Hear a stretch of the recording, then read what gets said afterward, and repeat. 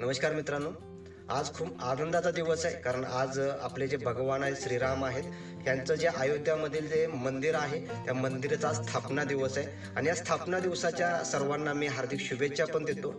आज श्रीराम यांच्या जर आयुष्यावरती थोडंसं बोलायचं झालं तर खूप छान मेसेज आपण त्यांच्यातून घेऊ शकतो. जसं की श्रीराम भगवान आहेत, ज्यावेळेस अयोध्यामध्ये होते म्हणजे वनवासाला जायच्या अगोदरचा विषय जर बघितला तर तेव्हा ते राजा नव्हते किंवा भगवान नव्हते, तेव्हा ते एक युवराज होते आणि त्यांचा राज्याभिषेक होणार होता. राज्याभिषेक झाल्यानंतर ते राजा बनणार होते. पण राज्याभिषेकाच्या अगोदर त्यांना सांगितलं गेलं की तुम्हाला वनवासामध्ये जायचंय, तुम्ही राजा बनणार नाहीये, तुमचा राज्याभिषेक होणार नाहीये, राजा हे भरतला बनवलं जाणार आहे, तर तुम्हाला 14 वर्षासाठी वनवासाला जायचंय. त्यावेळेस बघा, श्रीरामांनी कोणतंही भांडण केलं नाही किंवा कुठलाही विरोध न करता त्यांनी ऍक्सेप्ट केलं आणि ते लगेच वनवासासाठी निघाले. वनवास त्यांनी 14 वर्षाचा वनवास केला. वनवासामध्ये जंगलामध्ये त्यांना राहायचं होतं.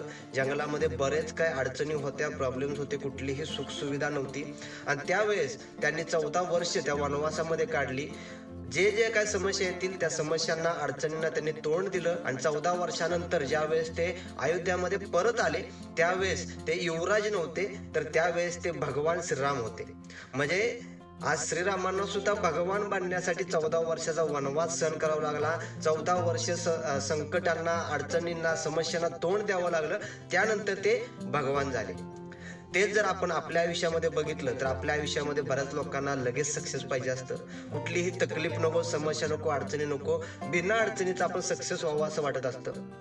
पण आपल्याला सुद्धा जर भगवान बनायचं असेल किंवा आपल्याला आपल्या क्षेत्रामध्ये जर टॉपला जायचं असेल, सक्सेस व्हायचं असेल, तर आपल्या क्षेत्रामध्ये आपल्याला भगवान बनण्यासाठी आपल्याला सुद्धा बऱ्याच अडचणी येतील. त्या अडचणींना आपण तोंड द्यावं लागेल, समस्यांना तोंड द्यावं लागेल, मेहनत करावी लागेल. रोज आपल्याला नवीन नवीन समस्या येतील, नवीन नवीन अडचणी येतील.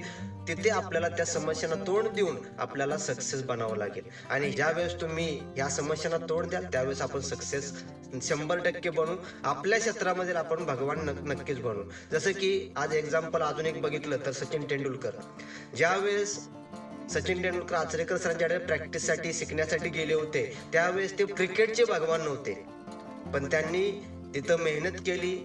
मेहनत केल्यानंतर बऱ्याच समस्या आल्या. पहिल्याच मॅच मध्ये त्यांना तोंडावरती चेंडू लागला आणि चेंडू लागल्यानंतर तोंडातून, नाकातून रक्त यायला लागलं. पण ते त्या समस्येला, त्या अडचणीला भिले नाहीत किंवा माघार घेतली नाही. त्यांनी तिथंच पिचवरती टिकून राहिले आणि टिकून राहिल्यानंतर आज त्यांनी ज्या समस्यांना तोंड दिलं, प्रॅक्टिस केलं, मेहनत केली, आज त्यांना आपण क्रिकेटचा भगवान म्हणतो. आपणही आपल्या क्षेत्रामध्ये जर भगवान व्हायचं असेल तर आपल्या क्षेत्रामध्ये सुद्धा आपल्याला समस्यांना तोंड द्यावं लागेल. समस्या येणार, अडचणी येणार, गॅरंटेड येणार. फक्त त्यांना तोंड देऊन तिथे उभं राहा. उभं राहिल्यानंतर गॅरंटेड तुम्ही इथं तुमच्या क्षेत्रामध्ये सक्सेस होऊ शकता. Thank you so much.